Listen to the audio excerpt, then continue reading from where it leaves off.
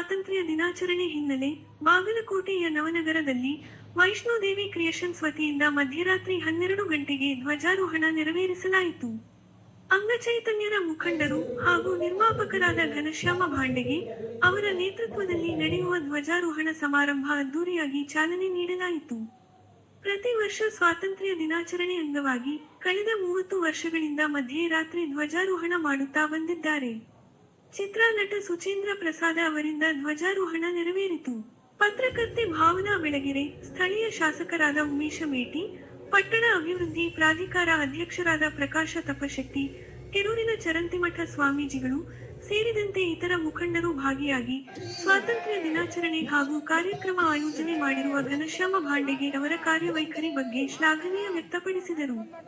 80ನೇ ಸ್ವಾತಂತ್ರ್ಯ ದಿನಾಚರಣೆ ಸಂಭ್ರಮ ಹಿನ್ನೆಲೆ ದೇಶಭಕ್ತಿ ಮೂಡಿಸುವ ಸಾಂಸ್ಕೃತಿಕ ಕಾರ್ಯಕ್ರಮಗಳು ಜರುಗಿದವು. ವಿವಿಧ ಮಕ್ಕಳಿಂದ ಆಕರ್ಷಕ ನೃತ್ಯ ಗಮನ ಸೆಳೆದವು.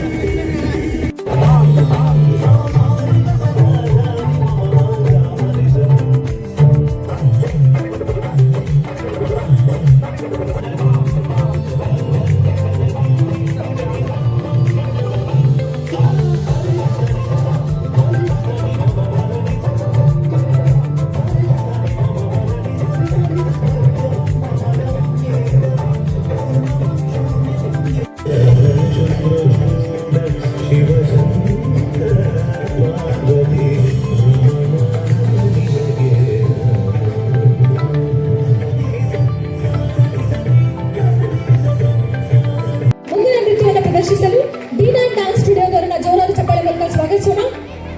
ಇದಾದ ನಂತರ ಮುಂದಿನ ತಯಾರಿಯಲ್ಲಿ ನಟರಾಜ್ ಡ್ಯಾನ್ಸ್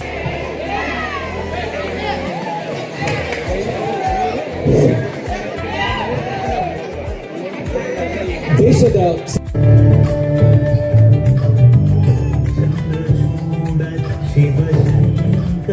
ಪಾರ್ವತಿ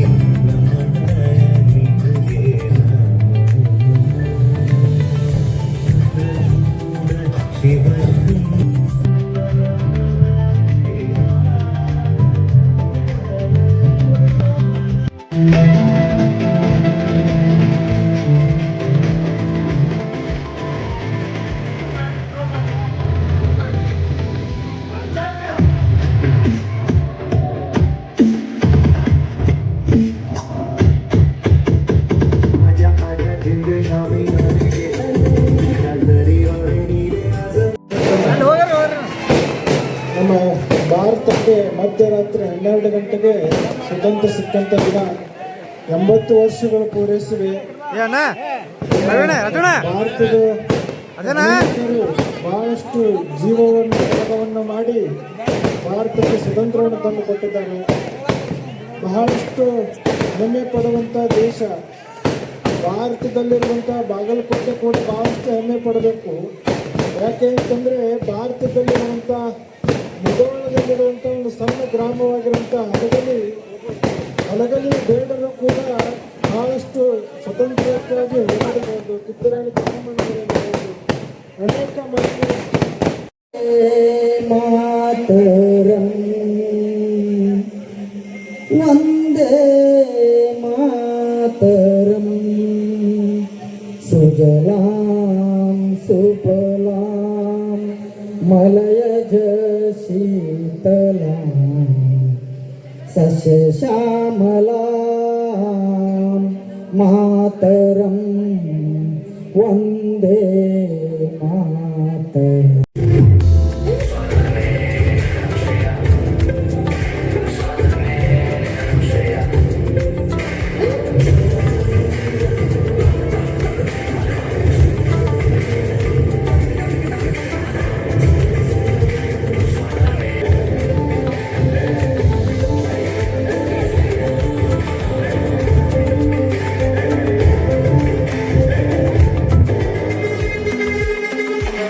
ನಾವೆಲ್ಲ ಪುಸ್ತಕದಲ್ಲಿ ಓದ್ದವರು. ಆಗಿನ ಕಾಲದ ಘಟ್ಟದವ್ರು ನಾವೆಲ್ಲ. ಇವಾಗ ಆ ಪುಸ್ತಕಗಳಲ್ಲಿ ಎಷ್ಟೋ ನಾವು ಓದಬೇಕಾಗಿರುವಂಥ ಭಗತ್ ಸಿಂಗ್ ಆಗಿರುವುದು ಅವರು ಮೈನಸ್ ಆಗಿದ್ದಾರೆ. ನಾವು ಎಷ್ಟೋ ಜನನ ಓದ್ಕೊಂಡು ಬಂದಿರೋವಂಥವ್ರು ಸಿಲೆಬಸ್ಸಿಂದನೇ ಆಚೆ ಹೋಗಿದ್ದಾರೆ.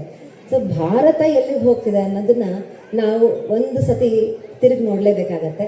ಹಳೇದು ಹೌದು, ಕನ್ನಡಿ ಎದುರುಗಡೆ ನಮಗೇನು ಕಾಣ್ತಾ ಇದೆ, ನಾವೇನು ನೋಡ್ತಾ ಇದ್ದೀವಿ ಅನ್ನೋದು ಕನ್ನಡಿ ತೋರಿಸುತ್ತೆ. ಅದೇ ಶಕ್ತಿಗೆ ನಾವೆಲ್ಲರೂ ಬೆಂಬಲಪೂರ್ವಕವಾಗಿದ್ದೀವಿ. ಹಾದಿರೋದು ತುಂಬ ಒಳ್ಳೆಯ ಕೆಲಸ. ಸ್ವಾತಂತ್ರ್ಯ ಅಂದ ಕೂಡಲೇ ನಾಸ್ತ್ಯತ್ರ ಸ್ವಯಂ ಪ್ರಜ್ಞಾ ಶಾಸ್ತ್ರಸ್ತಸ್ಯ ಕರೋತಿ ಕಿಂ ಲೋಚನಾಭ್ಯಾಂ ವಿಹೀನಸ್ಯ ದರ್ಪಣ ಕಿಂಕರಿಷತಿ ಅನ್ನೋ ಹಾಗೆ ಸ್ವಯಂ ಪ್ರಜ್ಞೆ ಇರದವರಿಗೆ ಯಾವ ಶಾಸ್ತ್ರದಿಂದೇನು ಪ್ರಯೋಜನ? ಕಣ್ಣೇ ಕಾಣದ ಗಾವಿಲರಿಗೆ ಕನ್ನಡಿಯಿಂದ ಏನು ಪ್ರಯೋಜನ ಅಂತ ನಮ್ಮ ಹಿರಿಯರು ಹೇಳಿಕೊಟ್ಟದನ್ನು ಮೇಲ್ಪಂಕ್ತಿಯಾಗಿ ಸ್ವೀಕರಿಸಿ, ಹಿರಿಯರು ಬಿಟ್ಟುವುದ ಮೇಲ್ಪಂಕ್ತಿಯನ್ನು ಕೆಳಪಂಕ್ತಿಗೆ ಸರಿಸದೆ ಈ 33 ವರ್ಷ 300 ವರ್ಷಗಳಾಗಲಿ ಭಾರತ ಅಖಂಡತೆಯನ್ನು ಸಾಧಿಸಲಿ. ಭಾರತ ಮಾತೆಗೆ ನಿರಂತರವಾಗಿ ಜಯವಾಗ್ತಾ ಇರಲಿ. ಭಾರತ ಅಂದ ಕೂಡಲೇ 2 ಪದಗಳಿವೆ ಅನ್ನೋದನ್ನು ಮರೆಯದೆ, ಭಾ ಅಂದರೆ ಬೆಳಕು, ರಥ ಅಂದರೆ ಅದನ್ನು ರೂಢಿಸಿಕೊಂಡವರು. ಶುಭ್ರಜೋತ್ಸ್ನಾ ಪುಲಕಿತಯಾಮಿನಿ ಪುಲ್ಲಕುಸುಮಿತ ದ್ರುಮದಲ ಶೋಭಿನಿ ಸುಹಾಸಿನಿ ಸುಮಧುರ ಭಾಷಿನಿ ಸುಖದಾಂ ವರದಾಂ ಮಾತರಂ ವಂದೇ ಕಂಠ ಕಲಕಲನಿನಾಂಧಕರಾಲೆ ಕೋಟಿ ಕೋಟಿ ಭುಜೈ ಧೃತ ಕರ ಕರವಾಲೆ. ಕಾರ್ಯಕ್ರಮದಲ್ಲಿ ನನಗೆ ಅತೀವ ಸಂತೋಷವಾಗುತ್ತದೆ. ಕಳೆದ 33 ವರ್ಷದಿಂದ ಬಾಗಲಕೋಟೆಯಲ್ಲಿ ಮಧ್ಯರಾತ್ರಿ ಧ್ವಜಾರೋಹಣ ಜೊತೆಗೆ ಬಾಗಲಕೋಟೆ ಹಲವಾರು ಪತಿಗಳ ವೇದಿಕೆ ನೀಡಿ ದೇಶಭಕ್ತಿ ಕಾರ್ಯಕ್ರಮ ನಡೆಸುವ ಅತ್ಯಂತ ಶ್ಲಾಘನೀಯ ಕಾರ್ಯ. ಒಬ್ಬಂಟಿ ಕಾರ್ಯಕ್ರಮ ನಡೆಸಿರುವ ಬಾಗಂಟಿಗೆ ಅವರಿಗೆ ಈ 100 ಜನ ಬೆಂಬಲವಾಗಿ ನಿಂತಿದ್ದಾರೆ. ನಾನು ಕೂಡ ಸದಾ ಅವರ ಎಲ್ಲ ಕಾರ್ಯಗಳಿಗೆ ಬೆಂಬಲ ನೀಡುತ್ತೇನೆ. ಇಂಥ ಕಾರ್ಯಕ್ರಮದ ಮೂಲಕ ದೇಶಭಕ್ತಿ ಹೆಚ್ಚಿಸುವ ಕೆಲಸ ಬಾಂಡಿಗೆ ಅವರು ಮಾಡುತ್ತಿದ್ದಾರೆ. ಅವರೆಲ್ಲ ಕೆಲಸ ಕಾರ್ಯಗಳು ಯಶಸ್ವಿಗಳೆಂದು ನಾನು ಶುಭ ಹಾರೈಸುತ್ತೇನೆ. ನಮ್ಮ ದೇಶಕ್ಕೆ ಸ್ವಾತಂತ್ರ್ಯ ಸಿಗಲು ಹಲವಾರು ಮಹಾನ್ ನಾಯಕರು ಕಾರಣರು ಎಂಬುದು ನಿಮಗೆಲ್ಲ ಗೊತ್ತಿದೆ. ಅದರಲ್ಲಿ ಮಹಾತ್ಮ ಗಾಂಧಿಯವರು ಮೊದಲಿಗರು. ಗಾಂಧೀಜಿ ಹೆಸರಿನಲ್ಲಿ ಬಾಗಲಕೋಟೆಯಲ್ಲಿ ಗಾಂಧಿ ಭವನ ನಿರ್ಮಾಣಕ್ಕೆ ನಮ್ಮ ಸರ್ಕಾರ, ನಮ್ಮ ತಂದೆಯವರು ಸರ್ಕಾರ ಇದ್ದಲ್ಲಿ 2 ಎಕರೆ ಜಮೀನು ಸೆಕ್ಟರ್ ನಂಬರ್ 37ರಲ್ಲಿ ಭೂಮಿ ಮೀಸಲಿದೆ. ಅದಕ್ಕೆ 3 ಕೋಟಿ ಅನುದಾನವನ್ನು ನಮ್ಮ ಸರ್ಕಾರ ನೀಡಿದೆ.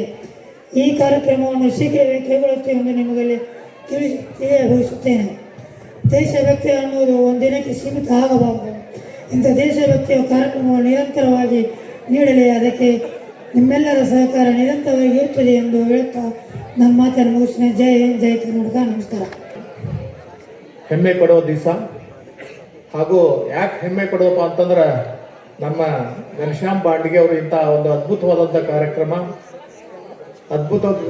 ಕಾರ್ಯಕ್ರಮದ ಜೊತೆಗೆ ಅರ್ಥಪೂರ್ಣವಾದಂಥ ಕಾರ್ಯಕ್ರಮ. ನಿಜವಾಗಿ ಅವರಿಗೆ ನಾವೆಲ್ಲರೂ ಕೂಡಿ ಅವರಿಗೆ ಅಭಿನಂದನೆ ಹಾಗೂ ಧನ್ಯವಾದ ಹೇಳಬೇಕು. ಯಾಕಂತಂದ್ರೆ ಎಲ್ಲ ಕಾರ್ಯಕ್ರಮ ಎಲ್ಲರೂ ಮಾಡ್ತಾರೆ, ಆದ್ರೆ ಇಂಥ ದೇಶಭಕ್ತಿ ಕಾರ್ಯಕ್ರಮ, ದೇಶ ಪ್ರೇಮಿ ಕಾರ್ಯಕ್ರಮಗಳನ್ನು ಮಾಡ್ತಕ್ಕಂಥ ಕೆಲಸ ಕಾರ್ಯಗಳು ಬಹಳ ವಿರಳ. ಯಾಕಂದ್ರೆ ನಾವು ನೋಡ್ತಾ ಇರ್ತೀವಿ, ಇವತ್ತಿನ ದಿವಸ ಎಲ್ಲರೂ ಎಲ್ಲನೂ ಇರ್ತದ, ಆದ್ರೆ ಏನೂ ಮಾಡ್ತಾ ಇರೋದಿಲ್ಲ. ಇವ್ರಿಗೆ ಏನೂ ಇಲ್ಲದಿದ್ದರೂ ಇವತ್ತಿನ ದಿವಸ ಇಂಥ ಕಾರ್ಯಕ್ರಮ ಮಾಡ್ತಾ ಇದ್ದಾರೆ. ನಿಜವಾಗಿ ಬಹಳ ನಾನು ಹೆಮ್ಮೆ ಪಡ್ತಕ್ಕಂಥ ವಿಷಯ. ಯಾಕಂದ್ರೆ ನಾವು ನೋಡ್ತಾ ಇರ್ತೀವಿ, ಎಲ್ಲ ಕಾರ್ಯಕ್ರಮದ ಜೊತೆಗೆ ಅವರಲ್ಲಿ ಇರ್ತಕ್ಕಂಥ ಒಂದು ಛಲ, ಶಕ್ತಿ, ಹಠ ಮತ್ತು ಮಾಡ್ಬೇಕಂತ ಒಂದು ಸಾಧನೆ ಮಾಡ್ಬೇಕನ್ನುವಂಥ ದಿವ್ಯ ಚೈತನ್ಯ ಅಂತೇನಿದೆಲ್ಲ ನಮ್ಮೆಲ್ಲರಿಗೂ ಮಾದರಿಯಾಗಿದೆ. ಇವತ್ತಿನ ದಿವಸ ಹೇಳ್ಬೇಕಂತಪ್ಪ ಅಂತಂದ್ರೆ, ನಿಜವಾಗಿ ದೇವರು ಎಲ್ಲ ಕೊಟ್ಟನವ್ರು, ಎಲ್ಲ ಸಾಮರ್ಥ್ಯ ಕೊಟ್ಟಾನ. ಅದರಲ್ಲಿ ದೈವಿಕವಾಗಿ ಸ್ವಲ್ಪ ನೋವು, ಸಮಸ್ಯೆ ಹೀಗೆ ಕೊಟ್ಟಾಗ್ಯೂ ಸಹ ಇವತ್ತಿನ ದಿವಸ ಇಂಥ ಒಂದು ಅದ್ಭುತವಾದಂಥ ಕಾರ್ಯಕ್ರಮ ಮಾಡ್ತಾ ಇದ್ದಾರೆ, ಪ್ರತಿ ವರ್ಷ ಮಾಡ್ತಾ ಇದ್ದಾರೆ. ಜೊತೆಗೆ ದೇಶ ಪ್ರೇಮಿಯನ್ನ ಯಾವ ರೀತಿ ನಾವು ಹಂಚ್ಕೋಬೇಕು, ದೇಶ ಪ್ರೇಮಿ ಯುವಕರಲ್ಲಿ ಯಾವ ರೀತಿ ತುಂಬಬೇಕು ಅನ್ನುವಂಥದ್ದು ಸಹ ಯುವಕರಿಗೆ ಒಂದು ಮಾದರಿಯಾಗಿ ಕೆಲಸ ಮಾಡ್ತಾ ಇದ್ದಾರೆ. ಯಾಕಂದ್ರೆ ಟೈಮ್ ಆಗಿದೆ, ಭಾಳ ನಾವು ಜಾಸ್ತಿ ಮಾತಾಡ್ತಾ ಇಲ್ಲ. ಇವತ್ತಿನ ದಿವಸ ಇದೇ ಸಂದರ್ಭದಲ್ಲಿಯೂ ಸಹ ಪ್ರತಿ ವರ್ಷ ಇದು ಬಹುತೇಕ 34ನೇ ವರ್ಷ ಕಾಣಿಸ್ತದ. 1992ರಿಂದ ಪ್ರಾರಂಭವಾದಂತಹ ಇಂಥ ಒಂದು ಮಧ್ಯರಾತ್ರಿ ಸ್ವಾತಂತ್ರ್ಯ ದಿನ ಆಚರಣೆ ಮಾಡ್ತಕ್ಕಂಥ ಒಂದು ಸಂದರ್ಭ 34 ವರ್ಷ 1992ರಿಂದ ನಿರಂತರವಾಗಿ ನಡೀತಾ ಯಶಸ್ವಿಯಾಗಿ ಬರ್ತಾ ಇದೆ. ನಿಜವಾಗಿ ಎಲ್ಲರಿಗೂ ಇದೊಂದು ಮಾದರಿ.